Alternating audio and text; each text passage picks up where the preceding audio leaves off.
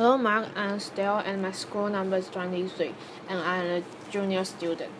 The topic of the TED Talk is Jimmy Wales, The Birth of Wikipedia, filmed July 2005 at TED Global 2005.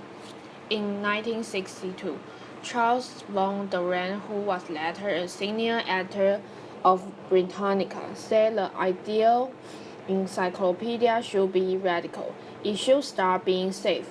But if you know anything about the history of Britannica since 1962, it was anything but radical.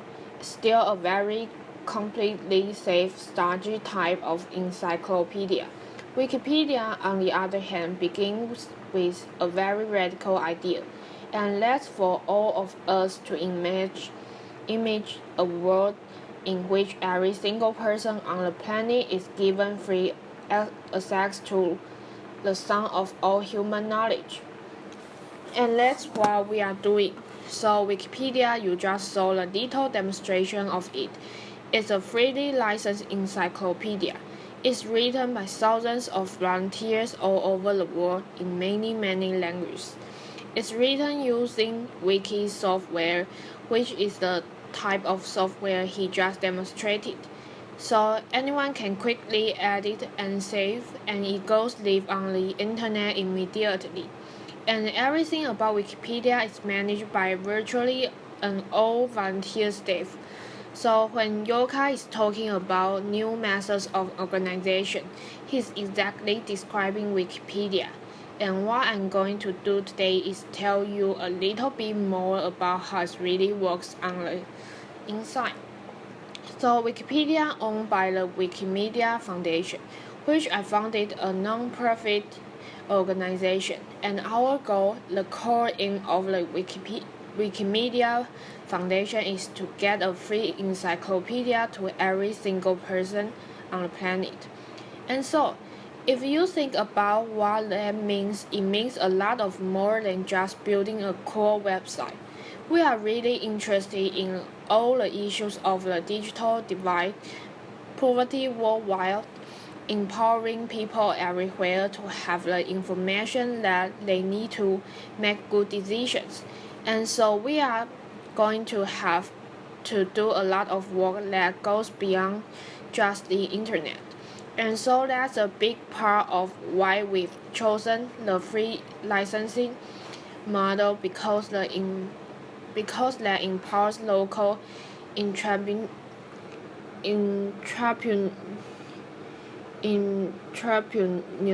or anyone who wants to. They can take out content and do anything they like with it. You can copy it, redistribute it, and you can do it commercially or not commercially. So there's a lot of opportunities that are going to arise around Wikipedia all over the world. We are funded by donation from the public, and one of the more interesting things about that is how little money it actually takes to run Wikipedia. So Yokai showed you the graph of what the cost of a printing press was. And I'm going to tell you what the cost of Wikipedia is. But first, I will show you how big it is. So we got over 600,000 articles in English. We've got 2 million total articles across many different languages. The biggest languages are German, Japanese, French. All the Western European languages are quite big, but only around 1/3 of all of our traffic to our web clusters to the English Wikipedia, which is surprising to a lot of people. A lot of people think in a very English-centric way on the internet, but for us, we are truly global. We are in many languages. How popular we've gotten to be. We are top 50 website, and we are more popular than New York Times. So this is where we get to Yokai's discussion. This shows the growth of Wikipedia. We are the blue line there, and this is the New York Times over there. And what's interesting about this is the New York Times website is a huge, enormous top-rate operation with I have no idea how many hundreds of employees. We have exactly one employee, and that employee is our lead software developer. And he's only been our employee since January 2005, and all the other girls before that. So the servers are managed by a ragtag band of volunteers. All the editing is done by volunteers, and the way that we are organized is not like any traditional organization you can imagine. People are always asking, well, who's in charge of this, or who does that? And the answer is anybody who wants to pitch in. It's a very unusual and chaotic thing. We've got over 90 servers now in 3 locations. These are managed by volunteer system and administrators who are online. I can go online any time of the day or night and see 8 to 10 people waiting for me to ask a question or something. Anything about the servers, you could never afford to do this in a company. You could never afford to have a standby crew of people to 24 hours a day and do what we are doing at Wikipedia. So we are doing around 1.4 billion page views monthly. So it's really gotten to be a huge thing. And everything is managed by the volunteers. And the total monthly cost for our bandwidth is about $5,000, and that's essentially our main cost. We could actually do without the employee. We aired Brian because he was working part-time for 2 years and full-time at Wikipedia, so we actually aired him. So we could get alive and go to the movies sometimes. So the big question when you got this really chaotic organization is, why isn't it all rubbish? Why is the website as good as it is? First of all, how good is it? Well, it's pretty good. It isn't perfect, but it's much better than you would expect, given our complete chaotic model. So when you saw him make a ridiculous edit to the page about me, you think, oh, this is obviously just going to degenerate into rubbish. But when we've seen quality tests, and there have been enough of these yet, and I'm really encouraging people to do more, comparing Wikipedia to traditional things we win hands down. So German magazine compare German Wikipedia, which is much smaller than English, to Microsoft Encarta, to Brockhaus Multimedia, and we won across the board. They air experts to come and look at articles and compare the quality. And we were very pleased with that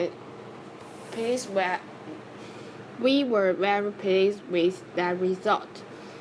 So a lot of people have heard about the Wikipedia badge carry controversy. The media has covered this somewhat extensively. It started out with an article in Red Hurry. The reporters called me up and I have to say they spell my name right, but they really wanted to say the Bush-Kerry election is so contentious. It's tearing apart the Wikipedia community. And so they quote me as saying they are the most contentious in the history of Wikipedia. What I actually say is they are not contentious at all, so it's a slight misquote. The articles were edited quite heavily, and it is true that we did have to log the articles on a couple of occasions. The Time magazine recently reported that extreme action sometimes has to be taken, and Wells locked the entries on Kerry and Bush for most of 2004. This came after I told the reporter that we had to lock it for occasionally a little bit here and there. So the truth in general is that the kinds of controversies that you would probably think we have within the Wikipedia community are not really controversies at all. Articles on controversial topics are edited a lot, but they don't cause much controversy within the community. And the reason for this is that most people understand the need for neutrality. The real struggle is not between the right and the left. That's where most people assume. But it's between the party of the soulful and the party of the jerks. And no side of the political spectrum has a monopoly on either of those qualities. The actual truth about the specific Bush-Kerry incident is that the Bush-Kerry articles were locked less than 1% of the time in 2004. And it wasn't because they were contentious, it was just because there was routine vandalism, which happens sometimes even on stage.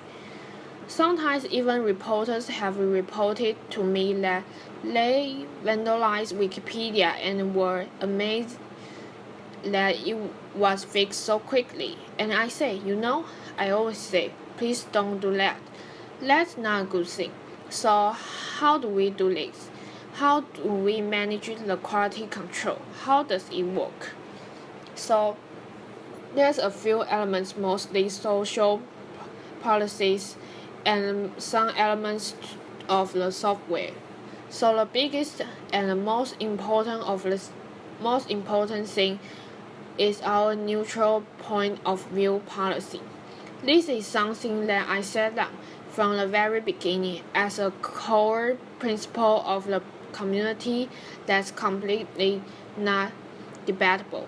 It's a social concept of cooperation, so we don't talk a lot about truth and objectivity. The reason for this is if we say we are only going to write the truth about some topic, that doesn't do us a damn bit of good of figuring out what to write, because I don't agree with you about what's the truth. But we have this jargon terms of neutrality, which has its own long history within the community, which basically says anytime there's a controversial issue, Wikipedia itself should not take a stand on the issue. We should merely report on what reputable parties have said about it. So this neutrality policy is really important for us because it empowers a community that is very diverse to come together and actually get some work done. So we have very diverse contributors in terms of political, religious, cultural background. By having this firm neutrality policy, which is non-negotiable from the beginning, we ensure that people can work together and that the entries don't become simply a war back and forth between the left and the right. If you engage in the type of behavior, you will be asked to leave the community. So real-time peer review. Every single change on the site goes to the recent changes page. So as soon as he made his change, it went to the recent changes page. That recent changes page was also fed in an IRC channel, which is an internet chat channel that people are monitoring with various software tools. And people can get RSS feeds. They can get email notifications of changes, and then users can set up their own personal watch list. so my page is on quite a few volunteers' watch lists because it's sometimes vandalized. And therefore what happens is someone will notice the change very quickly, and then they will just simply revert the change. There's a new page feed, for example, so you can go to a certain page of Wikipedia and see every new page as it's created. This is really important because a lot of new pages are just garbage that has to be deleted.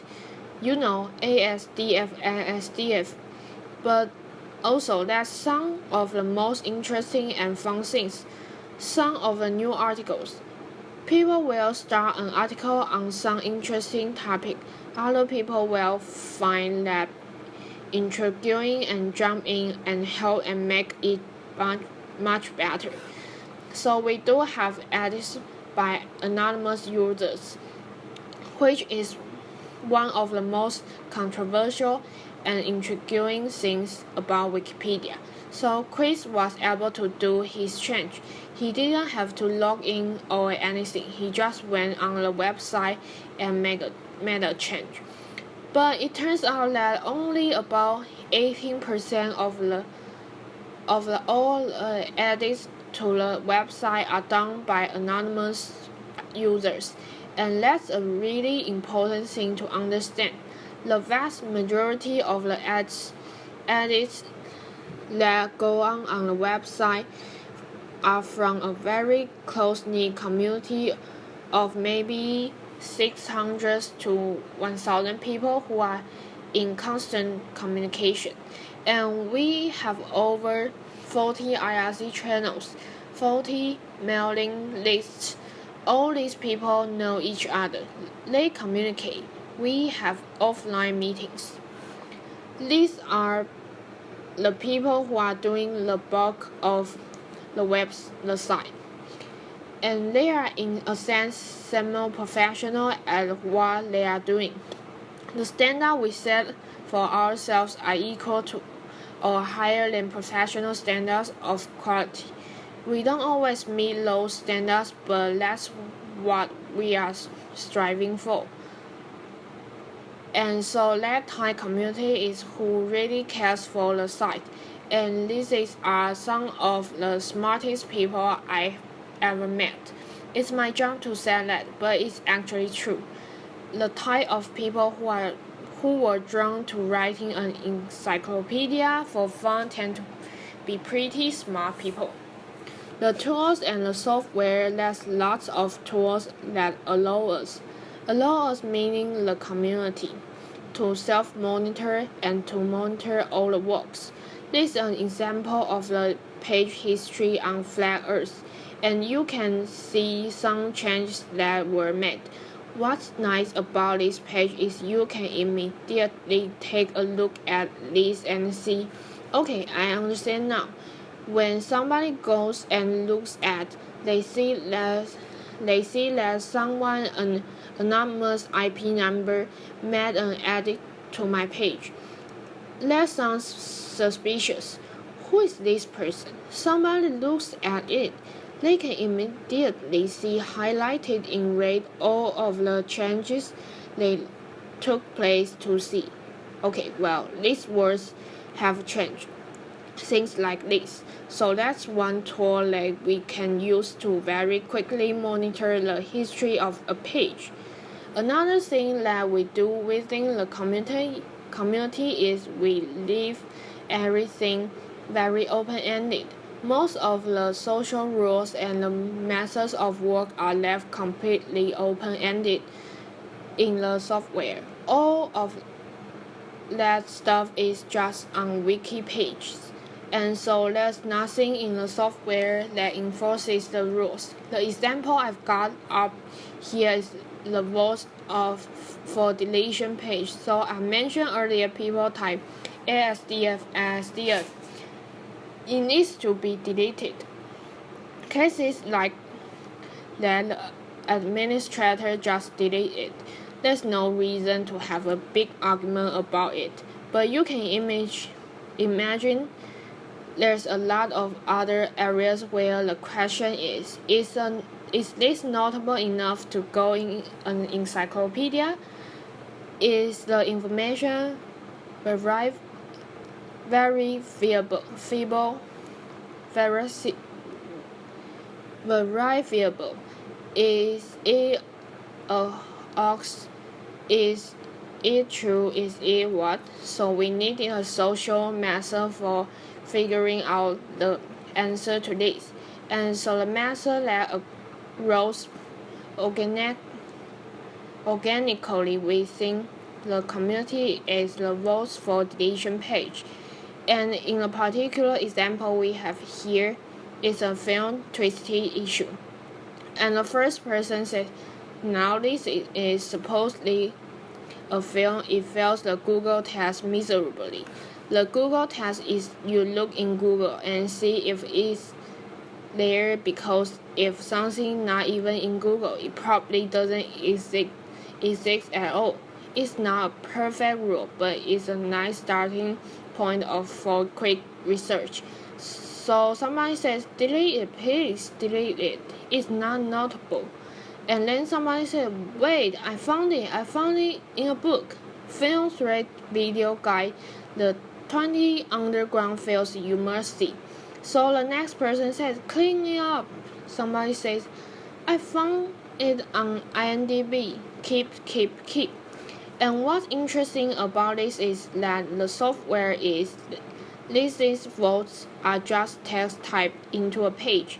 This is not really a vote so much as it is a dialogue.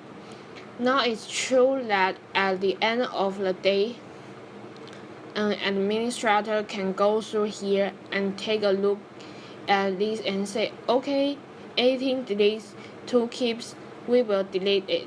But in other cases, this could be 18 deleted and 2 keeps, and we will keep it, because if those last 2 keeps say, wait a minute, nobody else saw this, but I found it in a book, and I found a link to a page that describes it, and I'm going to clean it up tomorrow, so please don't delete it, then it will survive. And it also matters who the people are who are voting. Like I say, it's a tight-knit community. Down here at the bottom, keep real movie. Rick is a very famous Wikipedian who does an enormous amount of work with vandalism, ethics, and votes for deletion. His voice carries a lot of weight within the community because he knows what he's doing. So how is all this governed? People really want to know about administrators, things like that. So the Wikipedia governance model, the governance of the community, is a very confusing but workable mix of consensus.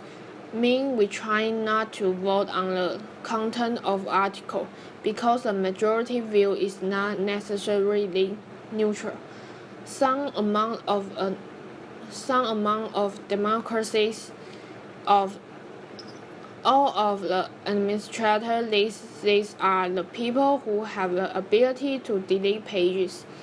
That doesn't mean that they have the right to delete pages.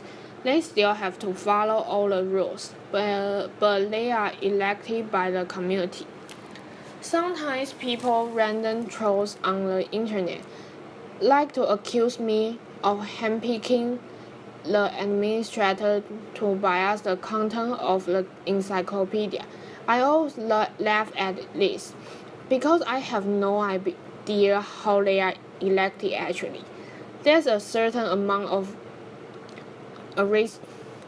aristocracy. You got a hint of that when I mentioned, like Rick's voice would carry a lot more weight than someone we don't know. I give this talk sometimes with Angela, who was just re-elected to the board from the community, to the board of the foundation, with more than twice the votes of the person who didn't make it. And I always embarrass her because I say, Well, Angela, for example, could get away with doing absolutely anything within Wikipedia because she's so admired and so powerful. But the irony is, of course, that Angela can do this because she's the one person who would never ever break any rules of Wikipedia. And I also like to say she's the only person who actually knows all the rules of Wikipedia. So, and then there's monarchy, and that's my role on the community. So, I was describing this is in Berlin once, and the next day in the newspaper the headlines, "I am the Queen of England." And that's not exactly what I say, but the point is my role in the community within the free software world. That's been a long-standing tradition of the benevolent dictator model. So if you look at most of the major free software projects, they have one single person in charge who everyone agrees is the benevolent dictator. Well, I don't like the term benevolent dictator, and I don't think that is my job or my role in the world of ideas to be the dictator of the future of all human knowledge compiled by the world. It just isn't appropriate. But there is a need still for a certain amount of monarchy, a certain amount of sometimes we have to make a decision and we don't want to get budget down to too heavily in formal decision making process. So as an example of how this can be important, we recently had a situation where a neo-Nazi website discovered Wikipedia and they say, "Oh well, this is horrible. This Jewish conspiracy of a website, and we are going to get certain articles deleted that we don't like, and we see they have a voting process, so we are going to send. We have 40,000 members, and we are going to send them over, and they are all going to vote and get these pages deleted. Well, they managed to get 18 people to show up. That's neo-Nazi math for you. They always think they've got 40,000 members when they've got 18.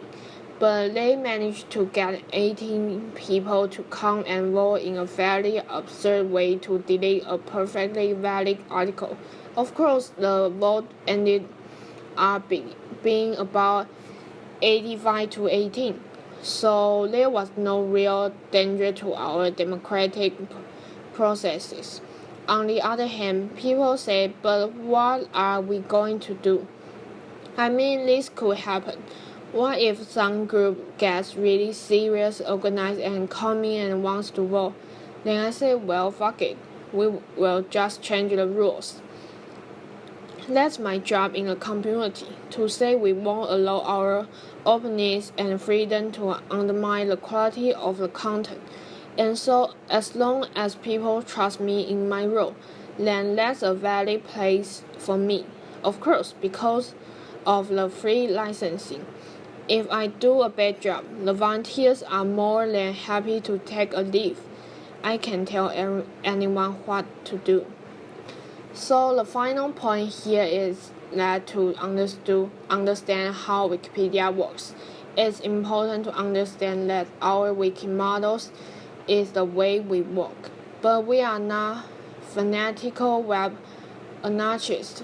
In fact, we are very flexible about the social methodology because ultimately the passion of the community is for the quality of the work, not necessarily for the process that we use to generate it. Thank you. Ben Saunders. Yeah, hi, Ben Saunders. Jimmy, you mentioned impartiality being a key to Wikipedia's success. It strikes me that much of the textbooks that I use to educate our children are inherently biases. Have you found Wikipedia being used by teachers, and how do you see Wikipedia change education? Jimmy Wells. Yes, so a lot of teachers are beginning to use Wikipedia. There's a media storyline about Wikipedia, which I think is false. It builds on the storyline of bloggers versus newspapers, and the storyline is this crazy thing. Wikipedia, but academics had it, and teachers had it, and that turns out to not be true.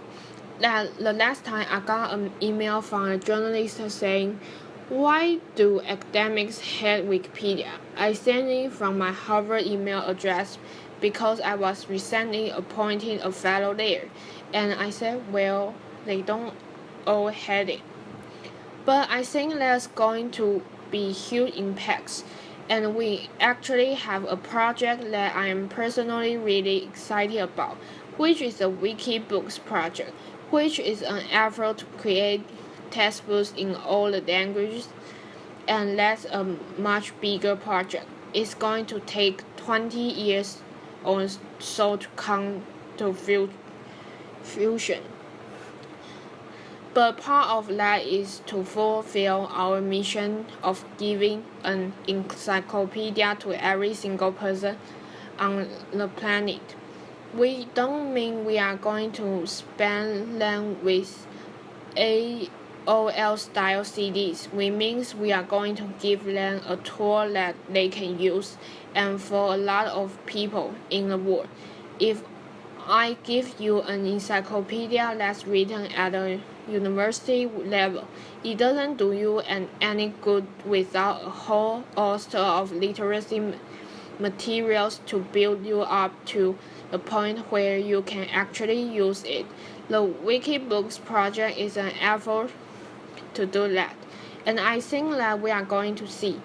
It may not even come from us. There's all kinds of innovation going on, but freely licensed textbooks are the next big thing in education.